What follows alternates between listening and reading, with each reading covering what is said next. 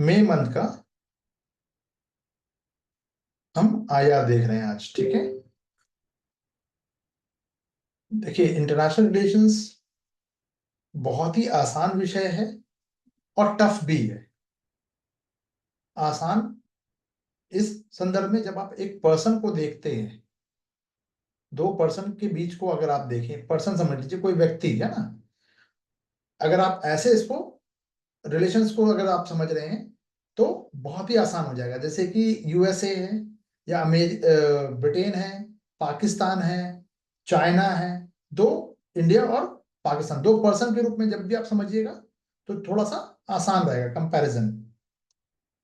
ठीक है आरती जी, चलिए अब जरा सा बात कर लेते हैं। टॉपिक क्या है हमारा? भारत और ब्रिटेन मुक्त व्यापार समझौता, यानी भारत, इंडिया और यूके के बीच में व्यापार जो होना है, मुक्त व्यापार, फ्री ट्रेड एग्रीमेंट। ठीक है, तो 3 साल की बातचीत के बाद, यानी एक लंबे समय तक बातचीत चली है दोनों देशों के मध्य, और उसके पश्चात मुक्त व्यापार समझौता, ठीक है, के समापन की घोषणा की गई है। तो इसका डिटेल क्या था कि भाई अभी फाइनलाइज नहीं हुआ है। ठीक है, अंतिम रूप से इफेक्टिव अभी होगा। इफेक्ट में, फाइनलाइज का मतलब इफेक्ट में कब आएगा, अभी वो देखने वाली बात है। इसमें डिजिटल बहुत सारे जो समझने की चीज है, अभी मैं आपको सिर्फ बता रहा हूँ, टिक करने की जरूरत नहीं है, अंडरलाइन करने की जरूरत नहीं है आपको। डिजिटल व्यापार है, इन्वायरमेंट है, जैसे बहुत सारे क्षेत्रों को, जो सेक्टर्स है, उसको कवर करने वाले यहाँ पे 26 या सॉरी 27 चैप्टर्स होंगे इसमें। यानी दोनों देश जो जिस एग्रीमेंट पे सहमत हुए हैं वो 27 पॉइंट्स हैं ऐसे, जिसपे दोनों देश एग्री हुए हैं, ऐसे समझो। ठीक है, तो दोनों देश, दोनों जो राष्ट्र जो है, एक डबल कंट्रीब्यूशन कन्वेंशन, यानी डीसीसी, डबल कंट्रीब्यूशन कन्वेंशन, यानी एक प्रकार का सामाजिक सुरक्षा समझौता पर बातचीत करने के लिए एग्री कर गए हैं। एक एक करके हम बात करेंगे। सबसे पहले कि ये डीसीसी यानी डबल कंट्रीब्यूशन कन्वेंशन क्या है, ये वर्ड आपको मेंस में लिखना है। जब भी यूके के बारे में अगर पूछा जाए, इंडिया और यूएस के रिलेशंस, मान लीजिए कुछ अभी तो फ्री ट्रेड एग्रीमेंट के बारे में बात हो रही है, हम इसे कुछ और 1 साल में, अभी तो टाइम है ना मेंस में, हम तो अगले साल के लिए देख रहे हैं इसको। तो अभी बहुत सारी चीजें हमें, मतलब इस नदी में बहुत सारा पानी अभी बहना बाकी है, पहले समझिएगा। तो ये वर्ड आपको मेंस में लिखना है। आरती जी, मिसबा जी का नाम नहीं लूंगा, मिसबा जी को ऑलरेडी पता है, मैं ये मान के चल रहा हूँ मिसबा जी। तो फिर गुस्सा नाराज होने की जरूरत नहीं कि मैं आपका नाम नहीं ले रहा हूं। ठीक है, चलिए डीसीसी क्या है? तो ये अश्योर करता है, देखिए ये एग्रीमेंट जो है एक तरह का सामाजिक सुरक्षा समझौता है, जो अश्योर करेगा कि दूसरे देशों में ये अस्थायी रूप से, यानी परमानेंट नहीं, टेम्पोररी बेस पे 3 साल तक काम करने वाले कर्मचारी और उसके जो नियोक्ता है, एक समय में केवल एक ही देश में सामाजिक सुरक्षा योगदान का भुगतान करेंगे। मान लीजिए कि अभी थोड़ा नहीं समझ में आया, चलिए फिर से समझते हैं इसको। आरती जी हैं, ये गई ब्रिटेन, कहाँ गई? यूके गई जॉब करने, या यूके से मिसबा जी आई जॉब करने इंडिया में। ठीक है, अब जो सोशल सिक्योरिटी है जो गवर्नमेंट देती है, ठीक है, तो जो आप अगर आरती जी इंडिया से यूके गई हैं जॉब करने के लिए, तो किसी किसी ने तो आपको काम पे रखा होगा आरती जी, किसी ने आपको जॉब पे, कोई कंपनी होगी यूके बेस्ड, उसने काम पे रखा होगा। तो वो नियोक्ता एक समय में क्या करेगा, या तो यूके में उनको, यानी आरती जी को क्या देगा, वो जो इसकी पेंशन है, इनकी सैलरी के बाद इनके पेंशन में भी जो कंट्रीब्यूशन अगर होना है, ठीक है, TADA HRA करता है ना जो, तो उसके लिए जो कंट्रीब्यूशन है, जैसे कि आफ्टर रिटायरमेंट, तो अब रिटायरमेंट तो बहुत बात की चीज है, क्योंकि अब वो तो गवर्नमेंट जॉब तो है नहीं। तो अब हो सकता है कि 2 साल काम करें, हो सकता है 3 साल काम करें, हो सकता है 10 साल काम करें, हो सकता है 3 महीने काम करें। तो उसके लिए तो जितने दिन भी काम कीजिएगा, तो आपका एक सोशल सिक्योरिटी नंबर है, ये हर जगह होता है, हर देश में है लगभग। आपका क्या है, पैन नंबर ले लिया जाएगा और आपका टीडीएस काट के दिया जाएगा आपको। टीडीएस काट के देने का मतलब क्या है, इंडिया में बता रहा हूँ। टीडीएस क्या हो गया भाई, ये कुछ पैसा जो है, मान लीजिए कि 15,000 रुपए, मान लीजिए 15,000 डॉलर मान लेते हैं, पाउंड में, सॉरी 15,000 पाउंड मान लिया, 15,000 पाउंड में आपकी सैलरी लगी है, तो आपको कट कुटा के ये बहुत सारी जो सिक्योरिटी के लिए जो पर्पज से जो कटता है, कटौती जो होती है, मान लीजिए कि 12,000 रुपए आपको ऑन हैंड मिल गया, इन हैंड 12,000 रुपए मिल गए, 3,000 रुपए अब इसके आपके अकाउंट में जमा होगा, जो गवर्नमेंट करेगी। ये बात समझ में आई आरती जी? चलिए,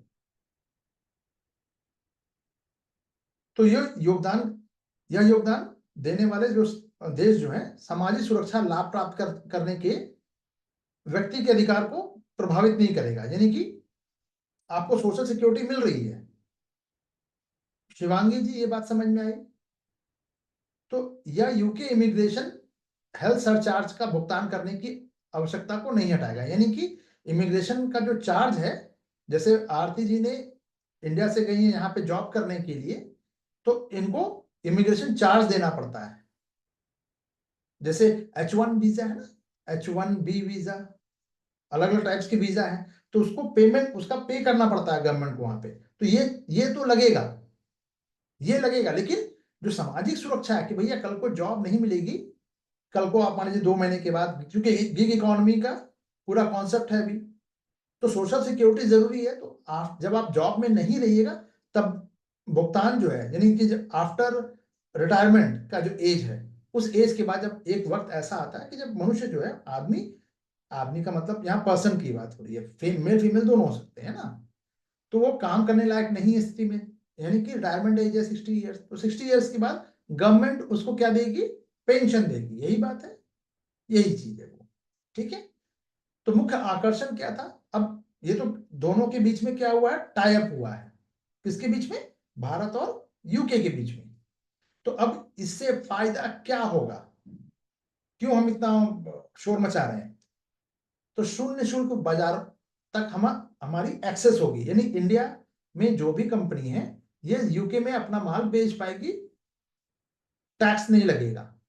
99% जो निर्यात को यूके में, एक तो मार्केट का एक्सेस मिल गया, और वो भी बिना कोई टैक्स के, टैरिफ के। तो भारत जो है ब्रिटिश उत्पादों पर 90% टैरिफ में कटौती करेगा, यानी कि भारत मिनिमम चार्जेस लगाएगा। मान लीजिए कि ये यूके के प्रोडक्ट पे 10 रुपए लगा रहा है सपोज, बट इनको तो 99 रुपीज पर फ्री, मतलब कि कोई टैक्स नहीं लग रहा है। एक एक मान लीजिए कि साबुन पे लगेगा, कोई सोप है उस पे लगेगा, एक एग्जांपल दे रहा हूं, ये नहीं कि साबुन आप समझ लीजिए, कोई भी प्रोडक्ट है उस पे 1% प्रोडक्ट पे लग रहा है टैक्स, बाकी 99 पे नहीं लगेगा, 99 पे। और यहाँ पे भारत को क्या करना होगा कि जो भी ब्रिटिश प्रोडक्ट है उसमें हम 10% का, कम से कम 90% की कटौती, यानी कि 10% का टैरिफ, 10% लगाएंगे, तो भारत को तो बेनिफिट है ना भाई। और 10 वर्षों के भीतर भारत में बेचे जाने वाले 85% जो ब्रिटिश उत्पाद जो है, ये टैरिफ मुक्त हो जाएंगे, यानी हम धीरे धीरे, हम एक बार में इसको फ्री नहीं कर रहे हैं, 10 साल आने में ग्रेजुअली 85% में हम भी क्या करेंगे, जैसे कि हमने 99%, जैसे आज मान लीजिए कि ये एग्रीमेंट आज से इफेक्टिव है, आज के डेट से 22 अक्टूबर से स्टार्ट हो रहा है सपोज, तो भारत के 99% जो प्रोडक्ट है उस पर टैरिफ नहीं लगने वाला, यानी यहां भी 100 रुपया है, वहां पे 102 रुपीज में बिक जाएगा। क्यों, क्योंकि भाई ट्रांसपोर्टेशन चार्ज है, ठीक है, हो गया, भारत को अपना प्रोडक्ट का एक जो कॉस्ट है, ठीक है, हो गया, ट्रांसपोर्टेशन कॉस्ट। लेकिन गवर्नमेंट को हमें कुछ नहीं देना पड़ेगा वहां पे, यहां पे क्या करना है, इनका 10% तो हम फिर भी लेंगे, लेकिन 10 सालों के बाद हम 85%, यानी कि 15% प्रोडक्ट पे फिर भी टैरिफ लगाएंगे। तो इसका मतलब कि भारत के पक्ष में है ये, ये 10 सालों में होने जा रहा है, जबकि 99% तो जिस दिन से ये इफेक्टिव होगा उसी दिन से ही हमारा हम हमारे प्रोडक्ट पे, इंडियन प्रोडक्ट पे टैरिफ नहीं लगने वाला। क्लियर? चलिए, टैरिफ को लेकर बात होगी अभी। तो इससे अब और क्या फायदा होगा? तो जो भी प्रोफेशनल्स हैं वो जल्दी से जल्दी जा सकते हैं। यूके बेस्ड कोई कंपनी है तो आराम से ज्वाइनिंग कर सकते हैं। तो वहां पे प्रोफेशनल्स के लिए प्रवेश करना आसान हो जाएगा। व्यवसायिक जो आगंतुक है, यानी जो बिजनेस प्रपोजल के लिए जा रहे हैं, कोई इन्वेस्टर है, ठीक है, परिवार के साथ साथ कोई इंटर कॉर्पोरेट जो ट्रांसफर होता है, मान लीजिए कि यूके में भी वो कंपनी है और एक इंडिया में भी इसकी एक ऑफिस है, तो ये कंपनी के जो लोग हैं यहाँ भी, भले वो ब्रिटिश यूके के ही नागरिक होंगे, उनका ट्रांसफर भारत में भी होगा। ठीक है, और जब ये ट्रांसफर होगा, योग प्रशिक्षक जैसे स्वतंत्र पेशेवर भी शामिल है इसमें। यानी जो भी प्रोफेशनल, आप कोई प्रोफेशनल काम कर रहे हैं तो आपके लिए वहां जाना या वहां से यहां आना, वहां से मतलब यूके से भारत आना, दोनों ही आसान हो जाएगा, मोबिलिटी बढ़ गई। ठीक है, सर्विसेज के मामले में यूके का कमिटमेंट क्या है कि भारत को आईटी और आईटीईएस जो है, या फिर जो फाइनेंशियल जो सर्विसेज हैं, फाइनेंशियल सर्विसेज में क्या आएगा आरती जी, शिवांगी जी? वित्तीय सेवा, यानी कि कोई टैक्स जो है आपका, जो चार्टर्ड अकाउंटेंट है, कोई और सर्विसेज दे रहे हैं, ठीक है, कोई कमर्शियल सर्विस दे रहे हैं, कोई एजुकेशन के बाद, तो ये भी कमिटमेंट है कि भाई हम भारत के कोई भी जो भी सर्विसेज है, आप वहां भी, आप उसका अगर यूके में जो सर्विस है वो आप यहां भी ले सकते हैं। जैसे कि कमिटमेंट है सेवाओं में, यूके का कमिटमेंट है कि भारत को आईटी या आईटीईएस हो, या फिर फाइनेंशियल सर्विस हो, कमर्शियल सर्विस हो, एजुकेशन, सब में आपको बेनिफिट मिलेगा। हम अमेरिका की तरह, यानी यूके जो है अमेरिका की तरह टैरिफ पर टैरिफ नहीं ला देगा आप पर। ठीक है, अब खरीद पहुंच, यानी परचेजिंग जो एक्सेस है, यूके की कंपनियों को भारतीय सरकारी जो संस्थाएं हैं या राज्य स्वामित्व वाले उद्यमियों द्वारा वस्तु सेवा या निर्माण की सामग्री जो खरीद में प्रतिस्पर्धा करने की अनुमति दी जाएगी। यानी कि अब जो गवर्नमेंट की, मान लीजिए कोई कंपनी है बीएसएनएल, मान लेते हैं एक उदाहरण के लिए, हालांकि बीएसएनएल की हैसियत नहीं है वो, लेकिन बीएसएनएल कर देते हैं, कोई कंपनी कर लेते हैं, कोई भी जो गवर्नमेंट कंपनी है, ठीक है, तो ये यूके में भी अपनी बोली लगा सकेगी, वहां पे भी अपनी फ्रेंचाइजी खोल सकती है भारतीय सरकारी संस्थानों में या राज्य के स्वामित्व वाले, यानी कुल मिलाकर सरकारी ही है। तो वस्तु में, सेवाओं में, कोई निर्माण की खरीद में ये कंपटीशन करने की अब अनुमति होगी इसको भी। ये सबसे बड़ी बात है। यानी कल को अगर जो इसरो है, ये तेजस बना रहा है, तेजस है ना, नहीं इसरो तेजस बना रहा है, डीआरडीओ बना रहा है, डीआरडीओ बना रहा है भाई, है ना, डीआरडीओ, इसरो तो लॉन्च करता है ना, हाँ, डीआरडीओ बना रहा है, तो ये डीआरडीओ भी कैपेबल है, एलिजिबिलिटी है इसके पास, कैपेबल भी है, वो अलग चीज है। ये एलिजिबिलिटी मिल गई उसको कि वो भी जाके मार्केट में अपना प्रोडक्ट बेचे। तेजस चाहेंगे तो कल को हम ब्रह्मोस बना के बेचेंगे। एग्जाम्पल के लिए समझा रहा हूं मैं, अब सीधा ब्रह्मोस मत लिख दीजिएगा, मैं जितना कन्वीनियंट होगा, जितना आप आज अभी समझिएगा एक चीज को, तो अगला क्वेश्चन या अगला टॉपिक समझने में उतनी ही आसानी होगी। शिवांगी जी, क्लियर? चलिए, तो अब आ जाते हैं प्रीलिम्स पे।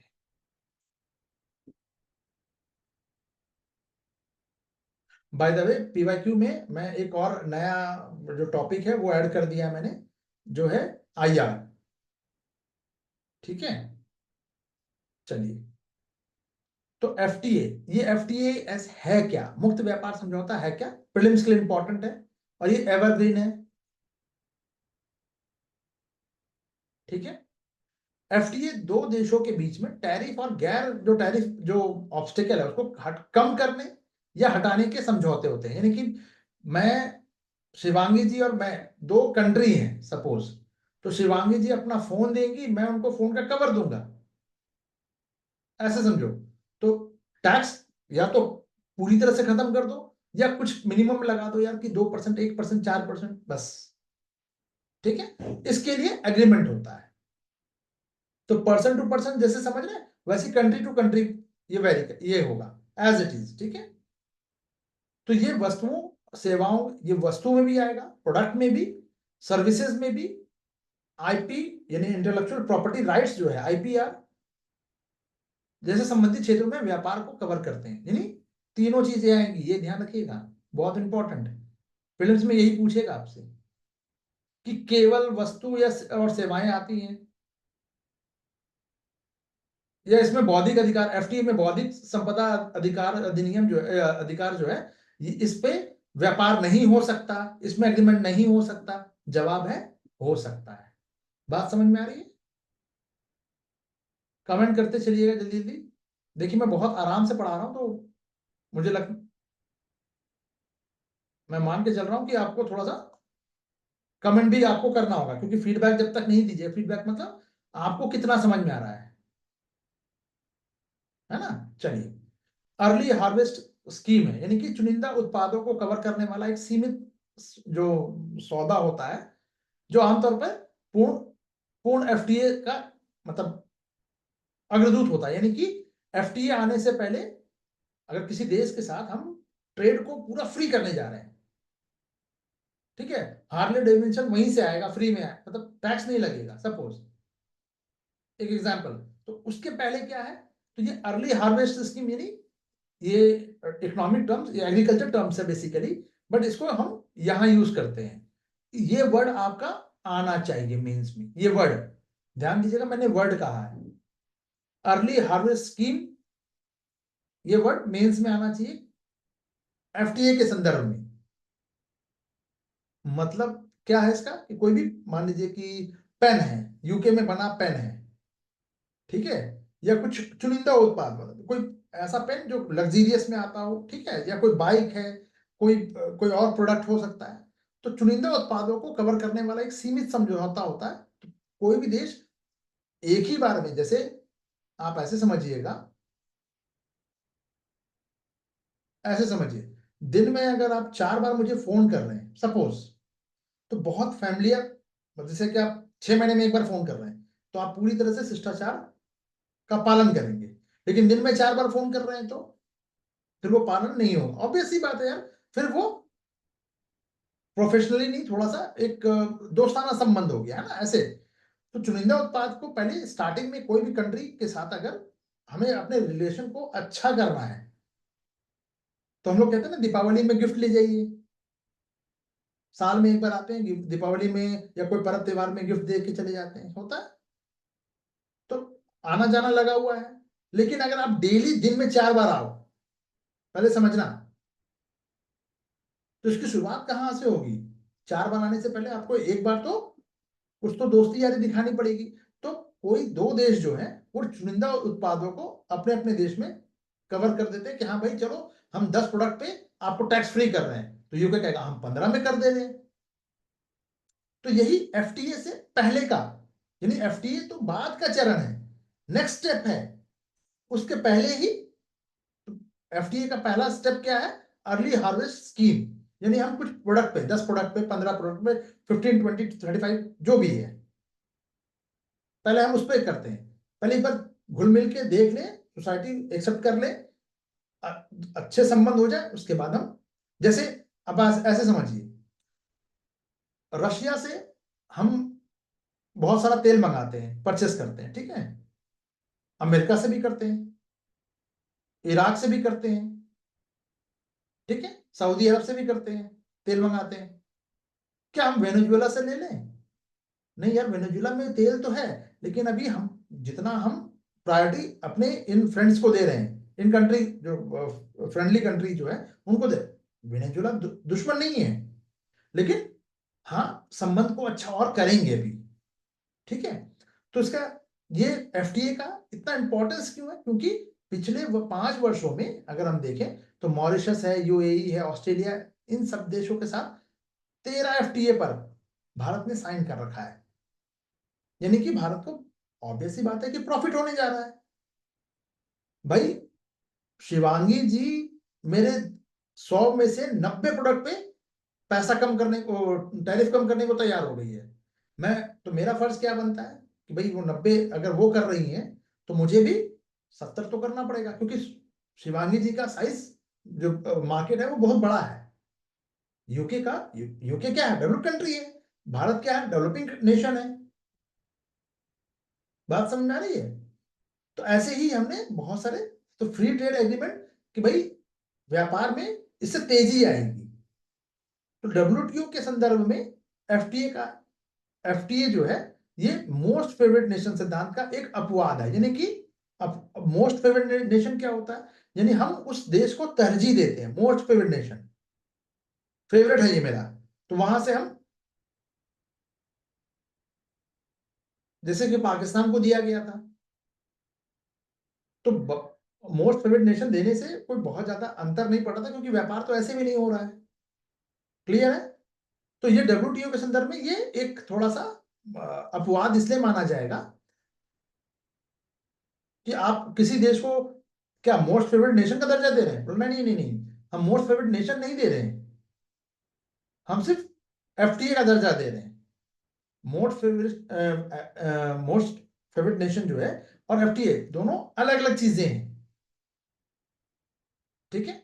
तो व्यापार में अगर हम बात करें प्रीलिम्स के लिए और एक अंडरस्टैंडिंग के लिए इंपॉर्टेंट है, कोई भी इकोनॉमिक संघ, इकोनॉमिक यूनियन बनाने की बात अगर करें तो ये इंटीग्रेशन को दिखाता है। यानी यूरोप है अगर, ठीक है, तो यूरोप में बहुत सारे कंट्री है यार, बहुत सारे कंट्री है, सभी आपस में जुड़े हुए हैं एक दूसरे से, सब इंटीग्रेट किए हुए। तो ये क्या करता है, सामान्य नीति और संस्थाओं के का एक गहरा इंटीग्रेशन होता है, गहरा एकीकरण होता है। यानी पूरे मार्केट को जोड़ दिया गया। यानी आप देखोगे, नाम सुना होगा ना, यूरो, EURO। तो भाई यूरोपियन कंट्री में एक यूके को छोड़ दिया जाए तो मोस्टली जितने भी कंट्री हैं, सभी नहीं पर मोस्टली कंट्री में यूरो चल रहा है, यानी एक ही करेंसी है, कॉमन मार्केट हो जाता है। यानी श्रम, लेबर, वहां से श्रम का मतलब लेबर स्लोवेनिया का है, वो फ्रांस में जाके काम कर लेगा, वो ब्रिटेन में जाके काम कर लेगा, अगर जो उस यूनियन का मेंबर है ना। तो पूंजी मुक्त जो आंदोलन है सामंजस्यपूर्ण स्टैंडर्ड रहेगा। यानी सभी देश एक दूसरे एक स्टैंडर्ड बनाएंगे कि भाई, जैसे मान लीजिए कि मुझे प्लम्बर चाहिए, प्लम्बर जिसको कहते हैं वो नल ठीक करने वाला, उसको एक एग्जाम्पल के लिए, for the sake of example बता रहा हूं मैं, ग्रेजुएशन की डिग्री चाहिए भैया, एक प्लम्बर को ग्रेजुएट होना चाहिए सपोज। तो पूरे मार्केट ने, मतलब पूरे कंट्री ने, यूरोपियन कंट्री ने, मैं ये भी समझा रहा हूं, एग्जाम्पल दे रहा हूं, राज्य देशों का, अलग अलग देशों का संघ है, ये क्या कर रहे हैं, सबने अपना अपना देश में स्टैंडर्ड बना दिया कि एक प्लम्बर को क्या होना चाहिए, मिनिमम क्वालिफिकेशन क्या होनी चाहिए, ग्रेजुएट होना चाहिए। तो अब प्लम्बर की एलिजिबिलिटी क्या हो गई, ग्रेजुएट हो गई। बात समझ में आ रही है? कोई भी लेबर एक कंट्री से दूसरे कंट्री जाएगा, उसको वीजा पासपोर्ट की जरूरत नहीं पड़ेगी, मतलब पासपोर्ट रहेगा बट वीजा की जरूरत नहीं पड़ेगी, वो जा सकता है डायरेक्ट। जैसे कि आपको दिल्ली से बिहार जाना है, झारखंड जाना है, आगरा और मथुरा जाना, ठीक है, फ्लाइट पकड़ो निकलो ऐसे। ठीक है? वीजा क्या होता है, वीजा का मतलब जिस देश में आप जा रहे हैं वो देश आपको परमिट कर रहा है, परमिशन दे रहा है। ये बात समझ में आई? चलिए, मैं इतना बेसिक इसलिए बता रहा हूं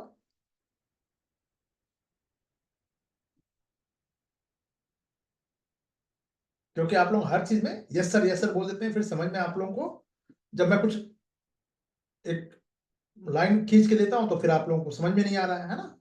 चलिए, सीमा शुल्क संघ, ये हमने वर्ल्ड हिस्ट्री में भी पढ़ रखा है।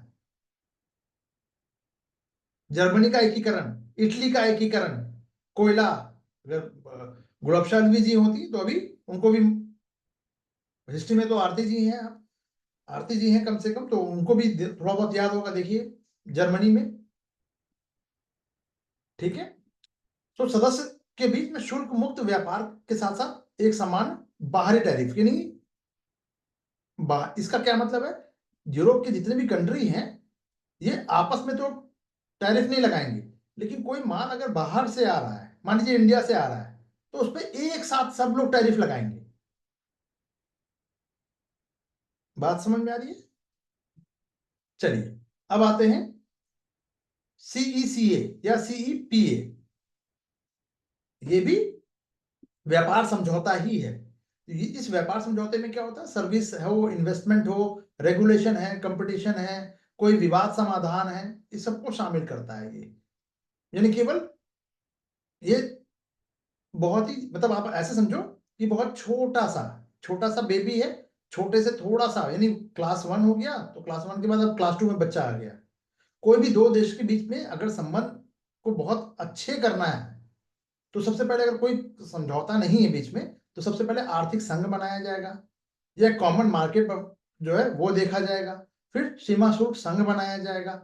उसके बाद भी अगर थोड़ा और स्कोप बन रहा है कि और अच्छे संबंध बनते चले जा रहे हैं, तो सीई सीए या फिर सीई कॉम्प्रिहेंसिव जो इकोनॉमिक्स जो है, इसका फुल फॉर्म आप देख सकते हैं।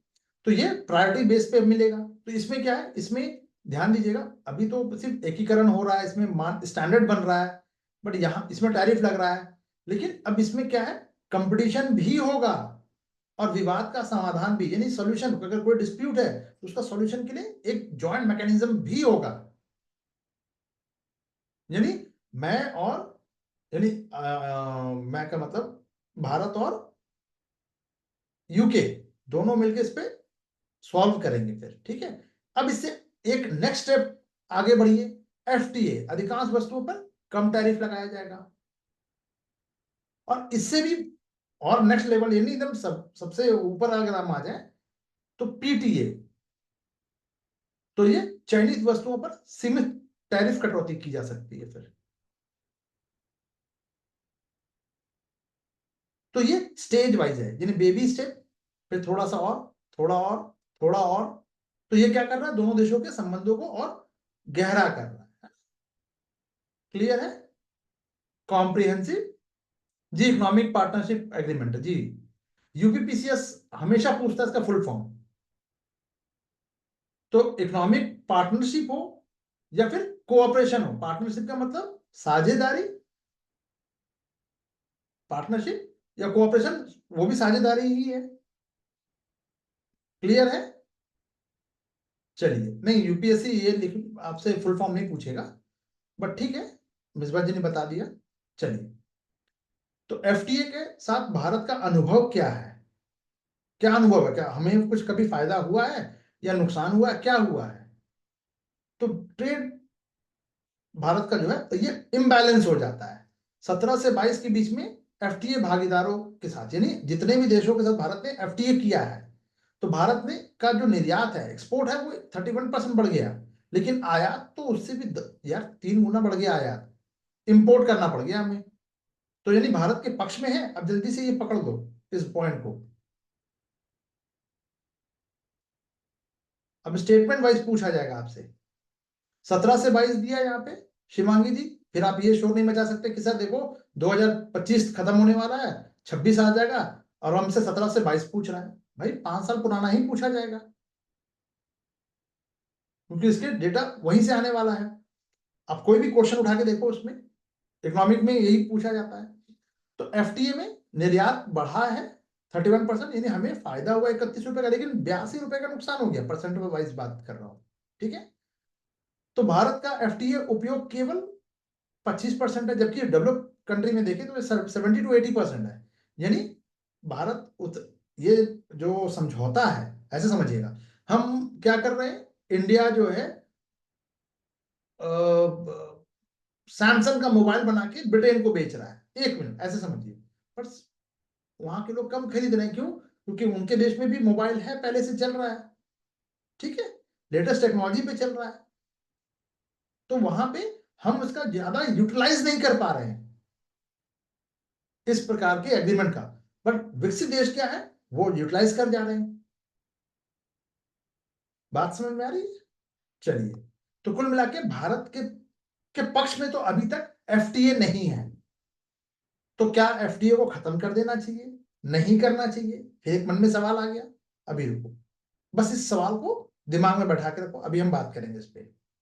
गैर टैरिफ बाधाएं की बात करें तो 22-24 के बीच में हम देखेंगे ग्लोबल लेवल पे 26,000 से अधिक नए व्यापार प्रतिबंध लगाए गए हैं। हम एक देश से दूसरे देश से एफटीए कर तो ले रहे हैं, लेकिन बहुत सारे गैर टैरिफ बाधाएं भी हैं, यानी सिर्फ टैरिफ ही एक मुद्दा नहीं है। जांच के नाम पे अगर हमने मान लीजिए यूके से कोई सामान आया और जांच के नाम पर हमने उसको 1 महीना तक मार्केट में आने नहीं दिया, रिलीज ही नहीं किया, फिर क्या होगा? तो इस तरह के बहुत सारे ऑब्स्टिकल हैं अभी। और असमान प्रतिस्पर्धा यानी अनइक्वल कंपैरिजन, जो कंपटीशन जो है, यानी मेरा साइज जो है आप देखो 100 फीट है, फीट में मान लेते हैं, ठीक है। यूके का साइज जो है, उनका मार्केट छोटा है, लेकिन पर कैपिटा इनकम कितना है? बहुत ज्यादा। आप बोलोगे कैसे पता सर? तो भाई रुपया जो है 1 पाउंड में 90 रुपीज आता है, या 95, आप चेक कर सकते हैं। डॉलर से भी ज्यादा महंगा है वो। यानी हर व्यक्ति जो यूके में बैठा व्यक्ति है, वो हर भारतीय से 90 गुना ज्यादा उसके पास पैसे है। तो कोई कंपटीशन तो है ही नहीं हमारे बीच में। साउथ कोरिया और आसियान कंट्री जैसे भागीदार जो है मैन्युफैक्चरिंग सेक्टर में, इलेक्ट्रॉनिक्स और अन्य प्रमुख क्षेत्रों में भारत से बेहतर प्रदर्शन कर रहे हैं। तो भारत का जो मैन्युफैक्चरिंग सेक्टर है वो बहुत पुअर कंडीशन में है, पहले तो ये समझो। यही रीजन है कि भारतीय प्रधानमंत्री ने बार बार ये कहा है कि भाई make in India, made in India, made for India, है ना। तो पर हमारी अभी एक्सपर्टीज नहीं आई है। ऐसा नहीं है कि आएगी नहीं, कुछ क्षेत्रों में कुछ सेक्टर्स में आई है अभी, और भी बहुत सारे सेक्टर्स में आएगी। जब हम बात करें कि भाई जैसे आप ऐसे समझो, इंडिया में बना हुआ कोई शर्ट है, उसकी क्वालिटी देखो, और एक यूके से आया हुआ एक शर्ट की क्वालिटी देखो। मैं गारंटी दे रहा हूं, मैं अपना पर्सनल मतलब एक्सपीरियंस बता रहा हूं, एक शर्ट की क्वालिटी, उसके जो बटन है ना, बटन को जो स्टिच करते हैं वो कभी टूटता ही नहीं है, पर इंडियन वाला टूट जाता है कई बार।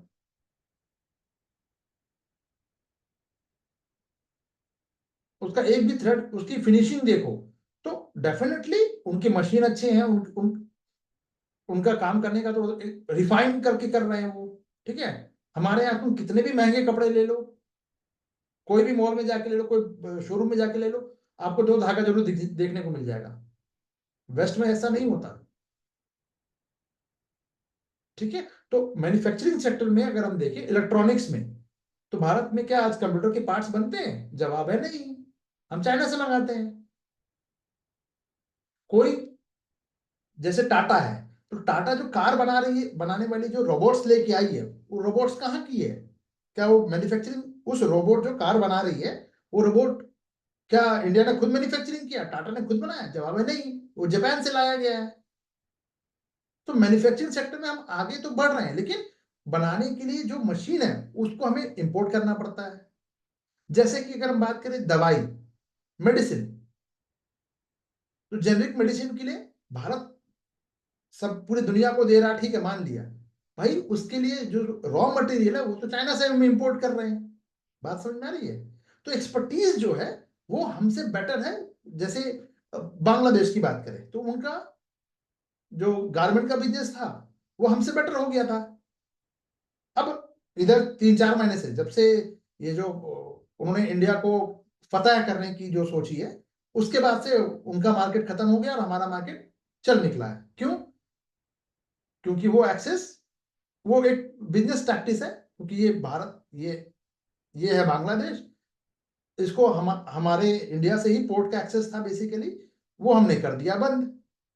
तो इनके इनके जो भी कस्टमर थे पूरे विश्व में, पूरे ग्लोब लेवल पे, अब उनको सप्लाई कहां से जाएगी? तो भारत ने कहा भैया हमारे पास कपड़े हैं, ले लो कितना चाहिए। और अब अगर ये इंडिया को बाईपास करके जाए, यहां से घूमते हुए जाए, तो उसके कपड़े और महंगे हो जाएंगे, टाइम भी ज्यादा लगेगा। बात समझ में आ रही है? चलिए, तो मैन्युफैक्चरिंग सेक्टर में ये नुकसान तो है कि कंपटीशन जो है, एक्सपर्टीज, ये ज्यादा आसियान कंट्री जो है, जो 10 कंट्री हैं, जो भी चाइना से निकली है कंट्रियां, मतलब सॉरी, जो कंपनियां निकली हैं, उन्होंने भारत में 5% के आसपास ही अपनी यूनिट लगाई। बाकी सब कहाँ चले गए? आपके वहां आसियान कंट्री में चले गए। आसियान कंट्री 10 देशों का संगठन है, ठीक है।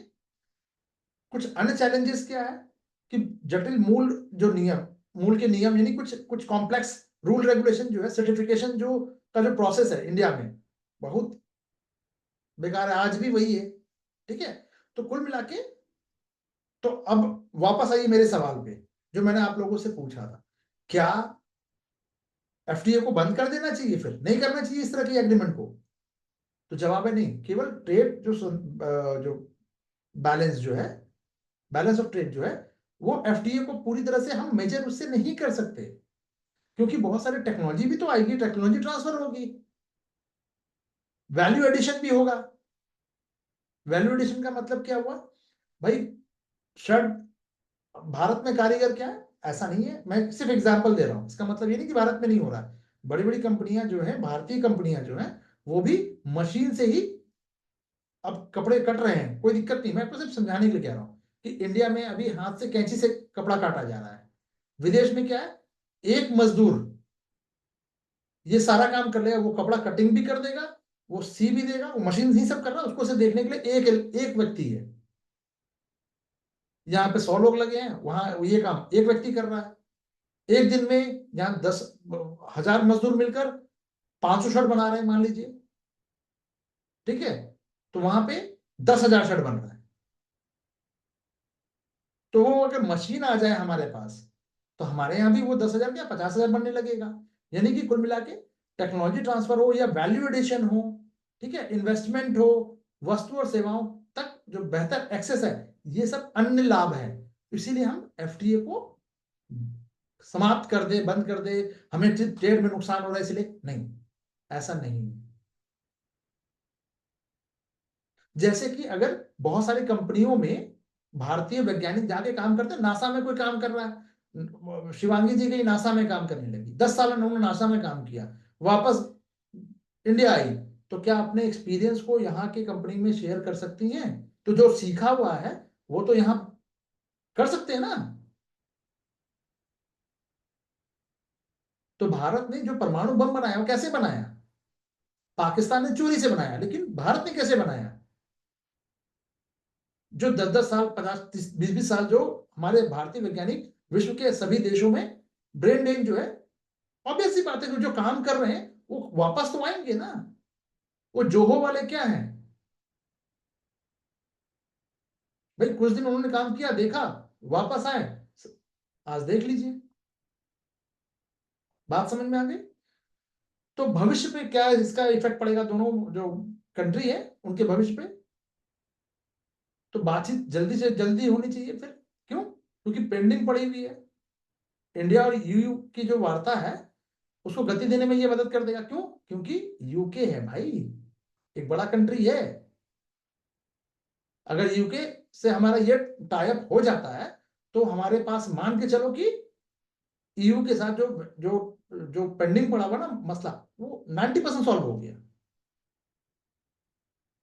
हालांकि ईयू में यूके नहीं है, वो अलग हो चुका है, ये भी ध्यान रखना।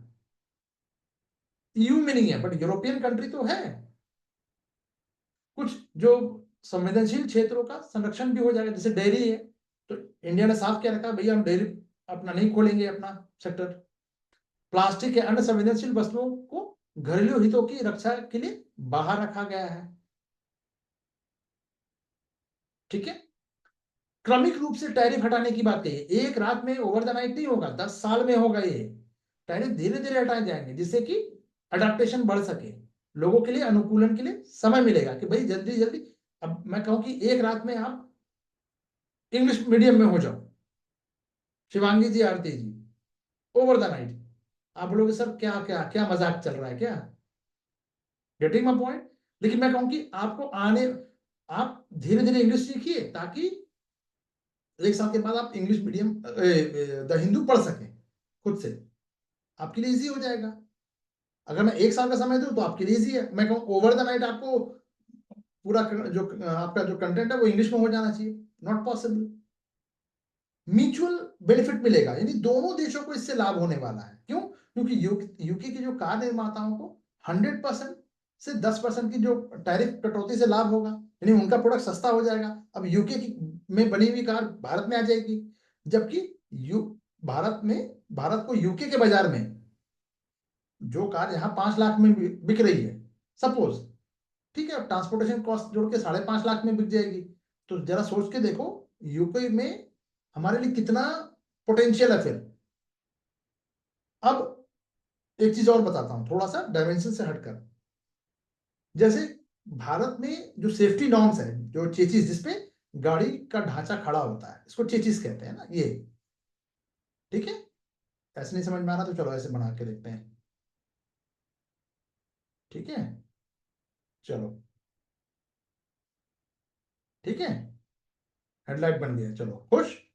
अब ये कार का जो ढांचा है ना, ये इंपॉर्टेंट नहीं है, ये जो जिसपे खड़ा, जिस प्लेट पे खड़ा है, यानी चेचिस जिसको कहते हैं, है ना, इस चेचिस में के नॉर्म्स इंडिया में अलग है जबकि यूरोप में अलग है, तो हमारी कार तो फेल हो जाएगी।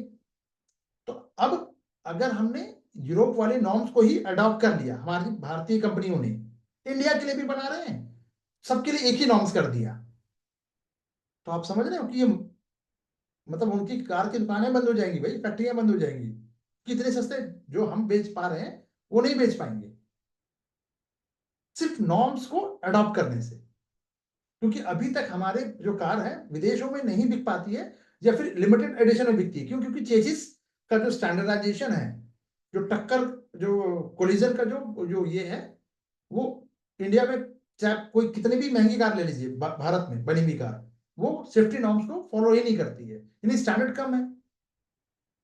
फॉलो करती है मगर इंडिया का जो नॉर्म्स है वो बहुत कम है, मतलब European as compare to European market. ये बात समझ में आ रही है? तो हमारे पास एक सुनहरा मौका है। जैसे आप ऐसे समझो, आरती जी 5 स्टार होटल में काम कर रही थी, ठीक है, 10 साल उन्होंने काम किया 5 स्टार होटल में, पूरा हर मैनेजमेंट से लेकर हर चीज को देखा उन्होंने। अब वो एक छोटा सा एक होटल खोल रही है, ओपन कर रही है, तो उनके पास सारी जानकारियां होंगी। बात समझ में आ रही है? जैसे 5 स्टार होटल में उन्होंने खाना बनाया सपोज, तो भाई शेफ रही, तो उनको हाइजीन का पता है। अब वो छोटे शॉप में भी वो हाइजीन कर सकती हैं। तो ये आपने एक नॉर्म्स, और जैसे आप ऐसे समझो ना, आजकल लोग हाइजीन हो गए तो गोलगप्पा भी वो पॉलिथीन, क्या बोलते हैं, ग्लव्स, जो दस्ताने हैं प्लास्टिक वाले, उसमें बैठ के लोग खा रहे हैं, हो रहा है ना, जबकि होना चाहिए वो रबर का। ठीक है, प्लास्टिक का नहीं होना चाहिए बेसिकली, लेकिन ठीक है, हाइजीन है, लोग समझ रहे हैं, अच्छी बात है, भले पानी गंदा हो, लेकिन ठीक है, बात समझ में आई। चलो, तो भारत में तो निष्कर्ष क्या निकले? ऑब्वियस है कि बायलैटरल जो इकोनॉमिक जो रिलेशन है हमारा दोनों का मजबूत होगा, और जो डेवलप जो कंट्री है उनके साथ भविष्य में, फ्यूचर में एक टेम्पलेट प्रदान करता है। टेम्पलेट का मतलब यूट्यूब वाला टेम्पलेट नहीं, एक खाका, एक फ्रेमवर्क, एक, कि भाई जैसे आपने मेरा टेम्पलेट देखा यूट्यूब पे, तो देखते साथ ही पता चल गया कि किस बारे में है ये, ठीक है। तो वनरेबल जो सेक्टर्स को एड्रेस करते हुए सर्विसेज को बढ़ावा देकर और क्रमिक उदारीकरण एश्योर्ड करके, क्रमिक मतलब धीरे धीरे, ठीक है, विकास के को सुरक्षा उपायों के साथ हम बैलेंस कर सकते हैं। बहुत बढ़िया। अब इस अब ये वाला लाइन, जो जो कंक्लूजन वाला लाइन है, ये समझो कहां आप कहां कहां और यूज कर सकते हो, इसको नोट करो अलग से। जो भी कंट्री के साथ बायलैटरल, बायलैटरल इस टर्म्स को याद रखना, बायलैटरल अगर इकोनॉमिक टर्म्स हम डेवलप कर रहे हैं, चाहे वो अमेरिका हो, अब इसमें यूके हटा के अब कोई भी कंट्री डाल दो, पूरी लाइन सेम आएगी। क्या समझ में आया? शिवांगी जी, आरती जी,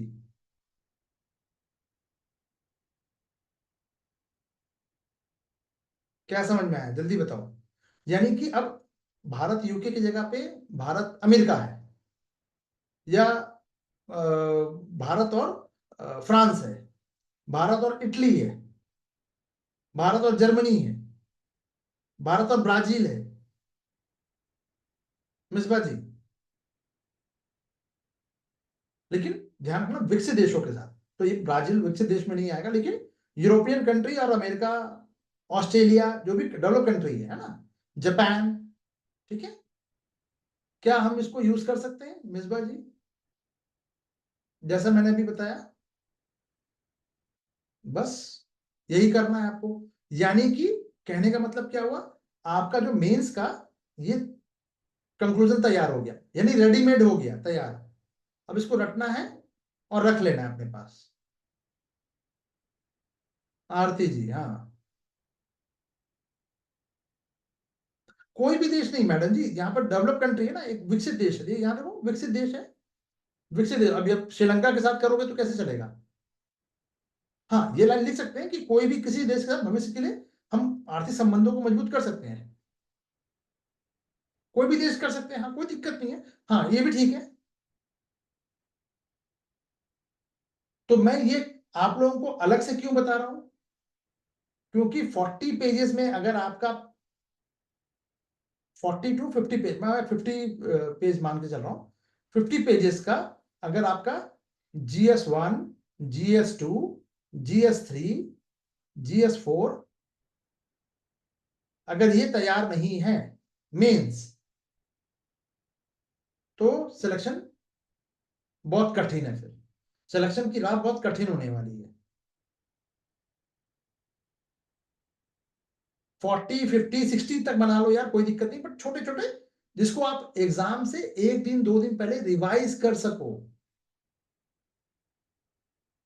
तो हर क्वेश्चन को, हर कंट्री के साथ हम रिलेशन को अगर वो करने जाएंगे, तब तो फिर हमारा तो बैंड बच जाएगा, जगह ही नहीं बचेगी। इसीलिए तब उस कंडीशन, एट दैट कंडीशन, हम लोग तो यही करते थे भाई, वो उठा के तैयार कर लिया, इसी को रख के आना है। आप लोग शब्दों में कहो तो चेप देना है, पेस्ट कर देना है, कॉपी पेस्ट, कि ये कंक्लूजन हो गया हमारा, एक इंट्रोडक्शन तैयार हो गया, अलग अलग देशों के साथ कौन कौन सा इंट्रोडक्शन है, क्या 20 कंट्रीज इंपॉर्टेंट है इंडिया के लिए सपोज, तो क्या 20 इंट्रोडक्शन तैयार करोगे, 20 कंक्लूजन तैयार करोगे, तो 20 पेजेस तो वही खत्म हो गया।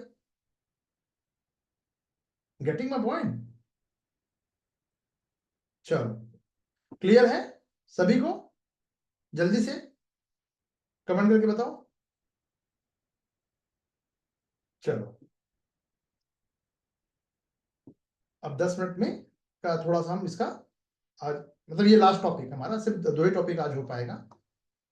चलो ये कर लेते हैं, चीन पाकिस्तान आर्थिक गलियारा। मिसबा जी, आइन नहीं है? अच्छा, तब तो आपने मेरा यहाँ पे हाथ ही रोक दिया। अच्छा,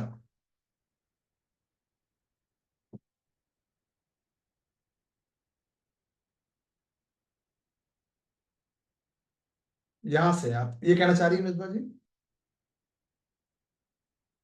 चलिए ठीक है, तो कोई नहीं, अब हम थोड़ा सा इसको रोक देते हैं, फिर आज यही होगा, कल हम यहां से कर लेंगे। चलिए, ठीक है,